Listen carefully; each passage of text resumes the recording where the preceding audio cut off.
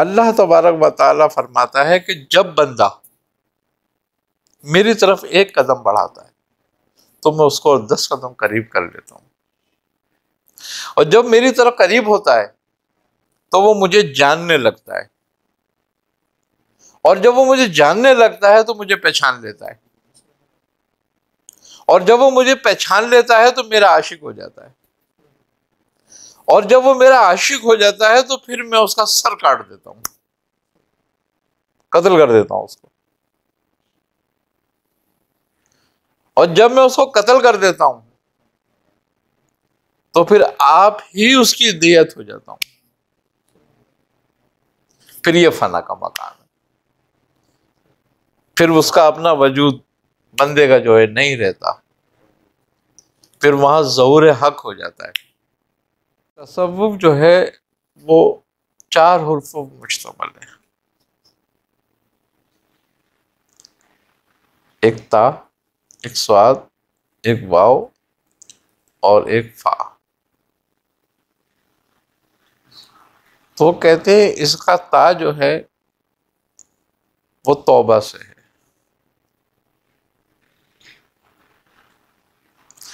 اس کا صاد جو ہے وہ صفا سے ہے،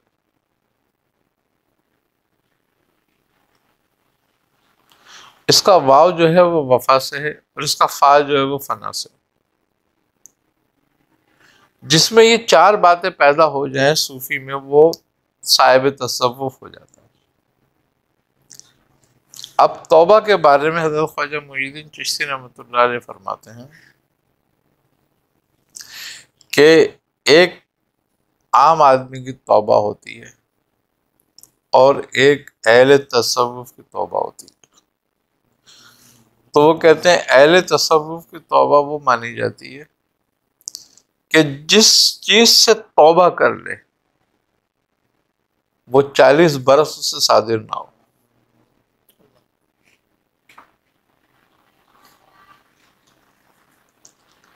اور ایک جگہ آپ فرماتے ہیں کہ تیری توبہ ہی غیر سے ہو جانی چاہیے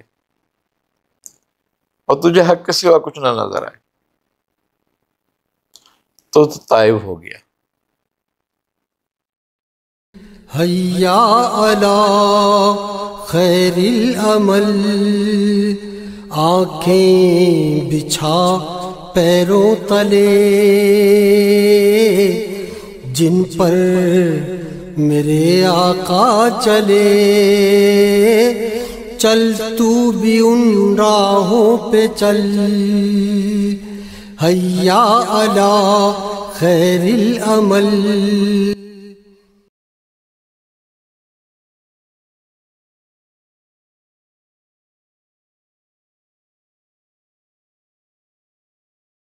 انشاءاللہ عزیز میاں حضور دعوت برکات قدسیہ سے تصوف کے متعلق پوچھیں گے۔ میاں حضور تصوف کے متعلق ارشاد فرمائیں۔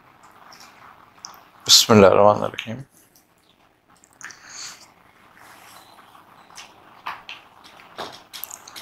تصوف لفظ اصطلاح صوفیہ میں جو ہے وہ ہے اصلاح نفس،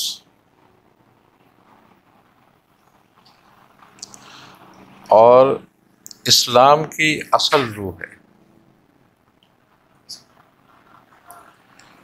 کہ گویا اسلام جو ہے اس کا ظاہر شریعت ہے اور باطن اس پر عمل کرنا ہے۔ یعنی کہ تصوف جو ہے اصلاح نفس کے لیے استعمال کی جاتی ہے اس کی اصطلاح، اور صوفیہ نے اس کو کمال پر پہنچایا۔ نبی کریم صلی اللہ علیہ وسلم کے زمانے میں اصحاب صفا کا ایک گروہ تھا، اور اس گروہ کا کام صرف اور صرف جو تھا وہ یاد الہی تھی۔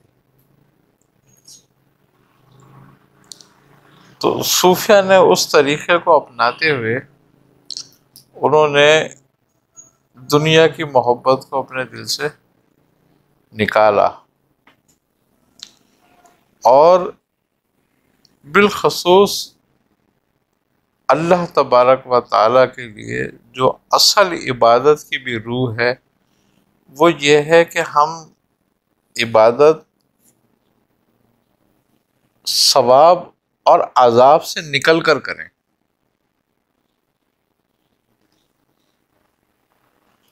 نہ ثواب کی تمنا نہ عذاب کی.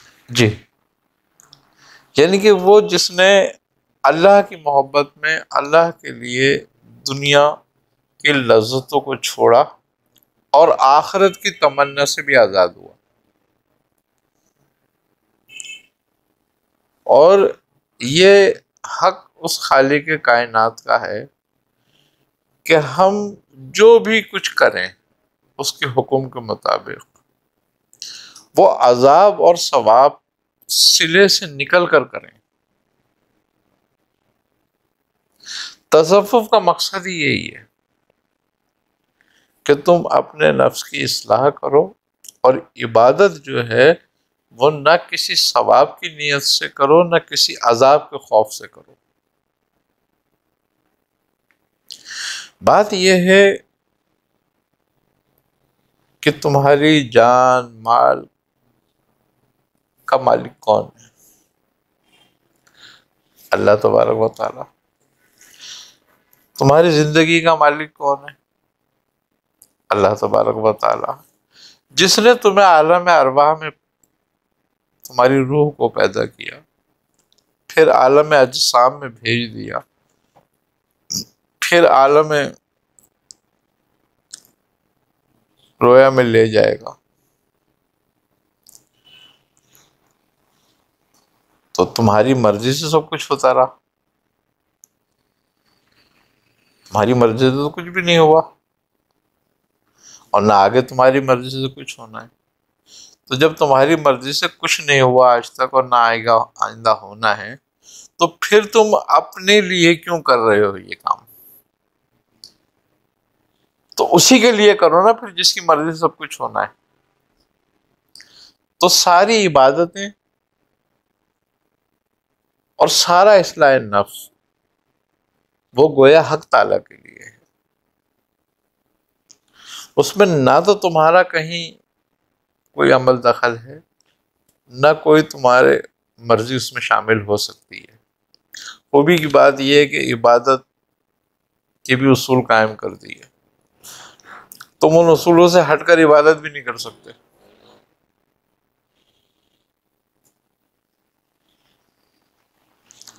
تو تصوف جو ہے وہ اصلاح نفس اور اصلاح احوال کا نام ہے. اور اسلام گویا یہی چاہتا ہے تم سے کہ تم اپنا اصلاح نفس کرو اور اصلاح احوال کرو. تمام انبیاء علیہ الصلوۃ والسلام جو آتے رہے وہ سب کے سب کا مقصد صرف یہی تھا کہ تم خدائے واحد کی عبادت کرو اور اسی کو کار خیر اور کار شرف کا خالق سمجھو، اور اس کے علاوہ کسی کی طرف دھیان مت دو، کسی کی طرف رجوع مت کرو، اور دنیا میں امن کے ساتھ رہو، سکون کے ساتھ رہو، تم سے لوگ محفوظ رہیں. تو صوفیہ نے اس کو تصوف کو جو کمال تک پہنچایا تو وہ فرماتے ہیں کہ تصوف جو ہے وہ 4 حروفوں پر مشتمل ہے.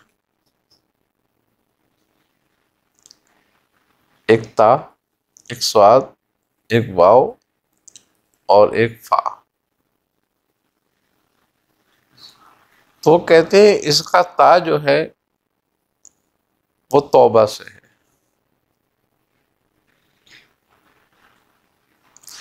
اس کا صاد جو ہے وہ صفا سے ہے،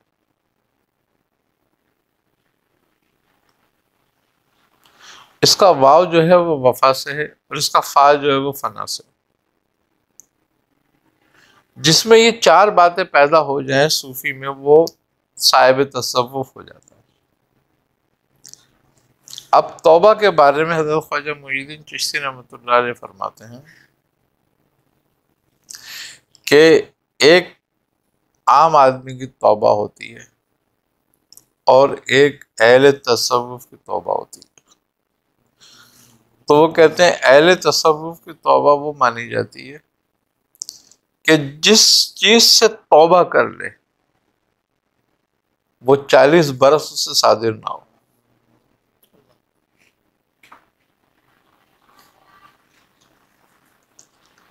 اور ایک جگہ آپ فرماتے ہیں کہ تیری توبہ ہی غیر سے ہو جانی چاہیے اور تجھے حق کے سوا کچھ نہ نظر آئے تو تائب ہو گیا.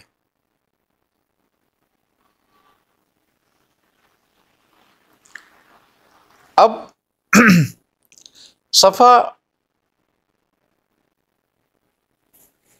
کے بارے میں ہے، بزرگان دین فرماتے ہیں کہ ہمارے جسم کے اندر ایک لوتھڑا ہے گوشت کا، اگر وہ خراب ہو جائے تو سارا بدن فاسد ہو جاتا ہے. اور سارا بدن ہی فاسد نہیں ہو جاتا، اس کے ساتھ ساتھ اس کے تمام افعال اور تمام اعمال بھی فاسد ہو جاتے ہیں. یعنی کہ کبھی وہ سعادت کو پھر نہیں پا سکتا، تمام کا تمام اس کا فسق ہو جاتا ہے. اور وہ کہتے ہیں کہ وہ لوتھڑا جو ہے ہمارے جسم میں وہ قلب ہے.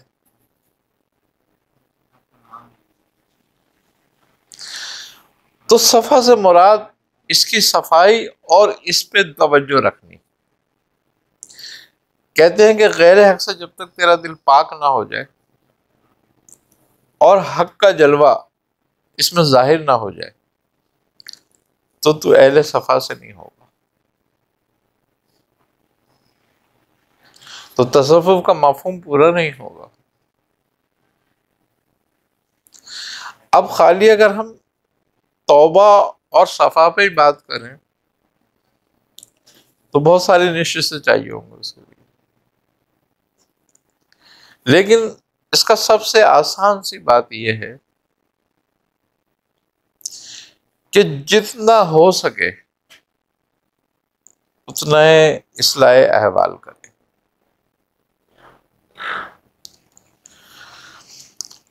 اگرچہ اصلاح احوال کے لیے بہت مشکل کام ہے اور بہت مشکلیں آتی ہیں.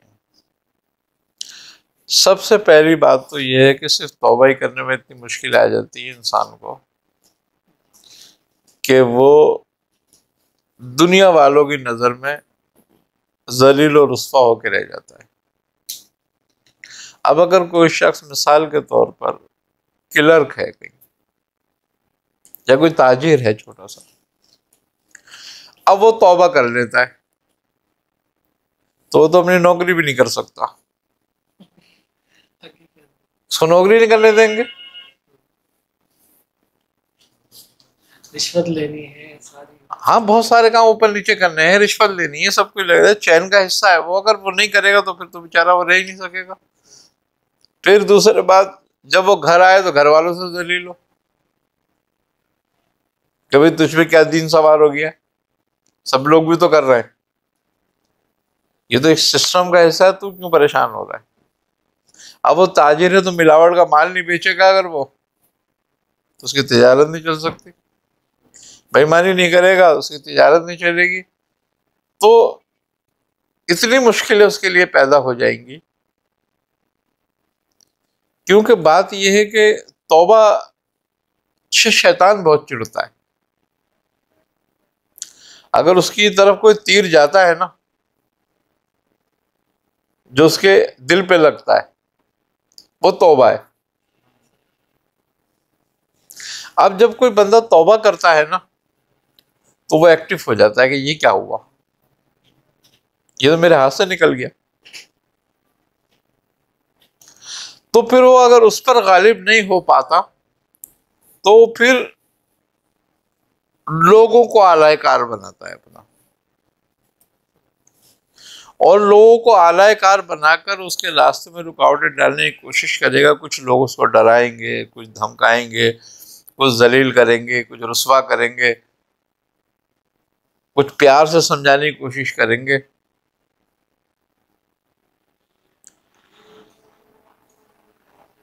کیونکہ الذی یوسوس فی صدور الناس من الجنۃ والناس، اور یہ وسوسے ڈالنے والوں میں انسان بھی ہیں اور جنات بھی،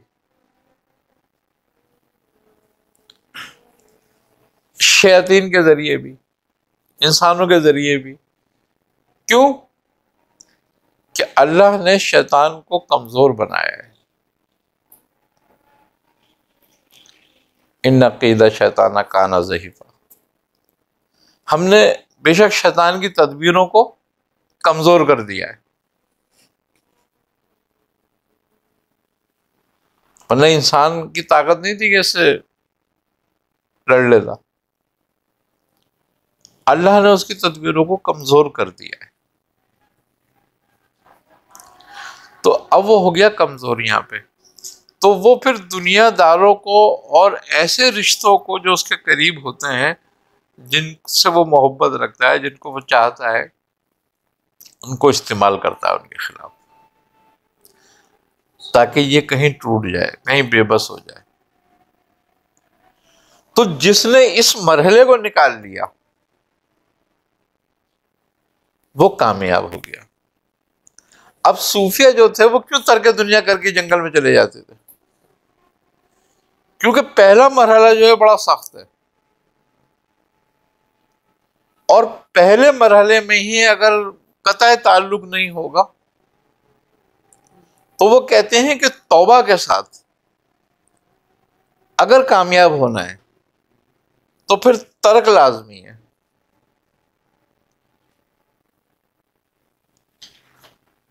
کس چیز سے ترک؟ بس بولے ترک ہی کر دے دنیا کو، تو اب کوئی رشتہ تیرا دنیا میں رہا ہی نہیں، اب تو توکل کر لے، ایک ہی ذات پہ بھروسہ کر لے کہ وہی بس ہے جو کچھ ہے تیرے لیے۔ دنیا کا کوئی رشتہ، اچھا مزے کی بات یہ ہے کہ انسان کو متنبع کیا گیا ہے، انسان سب سے زیادہ جس محبت میں مبتلا ہوتا ہے وہ اولاد اور مال ہے۔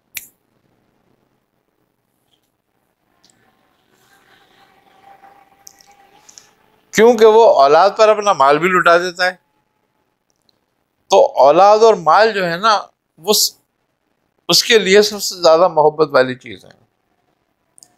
تو وہ اس نے متنبع کر دیا اس بات پر بھی، تمہیں سمجھا دیا کہ یہ فتنہ ہے تیرے لیے، تیری آزمائش ہے یہ۔ اب ایک طرف یہ سب کچھ ہے اور ایک طرف تیرا رب ہے، تو کس کو قبول کرتا ہے؟ تو اب ضرورت ہے ترک کی، پھر وہ ترک کر دیتا ہے کہ ٹھیک ہے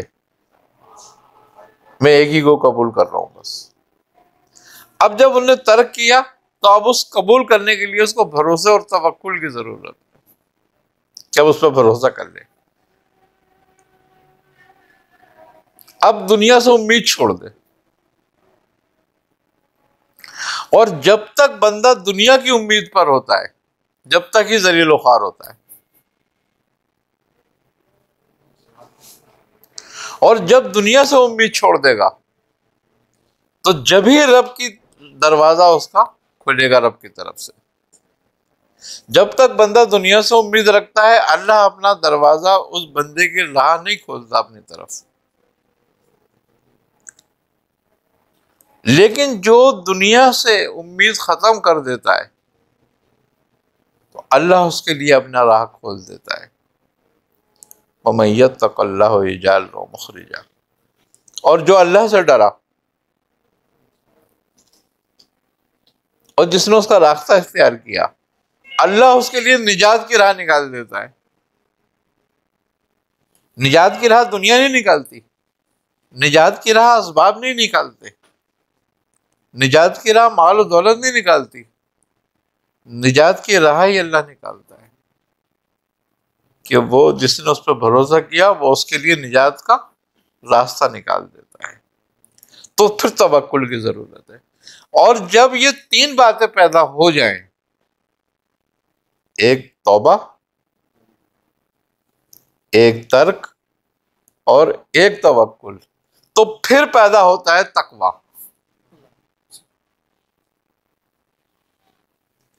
پھر جس کو ہم تقویٰ کہتے ہیں نا، اصل جس کو کہتے ہیں تقویٰ، متقی ہونا، پھر وہ تقویٰ پیدا ہوتا ہے۔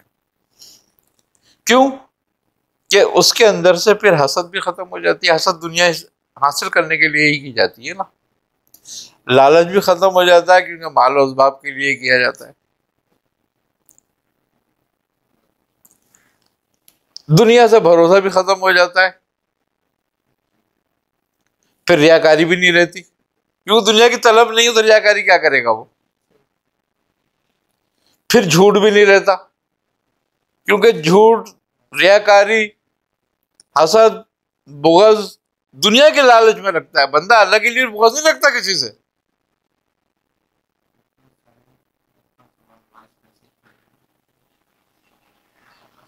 دنیا حاصل کرنے کے لیے جو چیز اس سے حاصل نہیں ہو رہی ہوتی ہے اور وہ کسی اور کو ہو جاتی ہے تو اسے بغض کرتا ہے اور اسے حسد کرتا ہے۔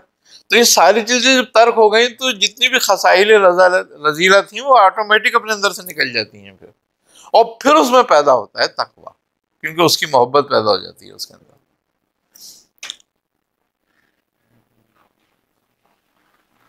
اب جب اس کی محبت پیدا ہو جاتی ہے، تقویٰ پیدا ہو جاتا ہے، تو آٹومیٹک اس لوتھڑے کی اصلاح ہونے لگتی ہے اور وہ فساد سے، فسق سے، فاسد ہونے کے سے نکل جاتا ہے اور وہ سعادت کی طرف چل دیتا ہے۔ اور جب وہ سعادت مند ہو جاتا ہے تو باوفا ہو جاتا ہے، یعنی کہ وہ اس وعدے کو نبھاتا ہے جو اس نے ازل میں کیا ہوتا ہے کہ کالو بلا۔ جب اس سے پوچھا گیا کہ الست بربکم، کیا میں تمہارا رب نہیں، تو اس نے کہا تھا کالو بلا، کیوں نہیں۔ اس وعدے کو نبھاتا ہے وہ اور اس وعدے پہ پورا اتر جاتا ہے، اور جب اس وعدے پہ پورا اتر جاتا ہے تو اللہ، ایک حدیث ہے نبی کریم صلی اللہ علیہ وسلم کی کہ آپ نے فرمایا کہ اللہ تبارک و تعالیٰ فرماتا ہے کہ جب بندہ میری طرف ایک قدم بڑھاتا ہے تو میں اس کو 10 قدم قریب کر لیتا ہوں، اور جب میری طرف قریب ہوتا ہے تو وہ مجھے جاننے لگتا ہے، اور جب وہ مجھے جاننے لگتا ہے تو مجھے پہچان لیتا ہے، اور جب وہ مجھے پہچان لیتا ہے تو میرا عاشق ہو جاتا ہے، اور جب وہ میرا عاشق ہو جاتا ہے تو پھر میں اس کا سر کاٹ دیتا ہوں، قتل کر دیتا ہوں اس کو، اور جب میں اس کو قتل کر دیتا ہوں تو پھر آپ ہی اس کی دیت ہو جاتا ہوں، پھر یہ فنا کا مقام ہے، پھر اس کا اپنا وجود بندے کا جو ہے نہیں رہتا، پھر وہاں ظہور حق ہو جاتا ہے۔ تو یہ ہے تصوف۔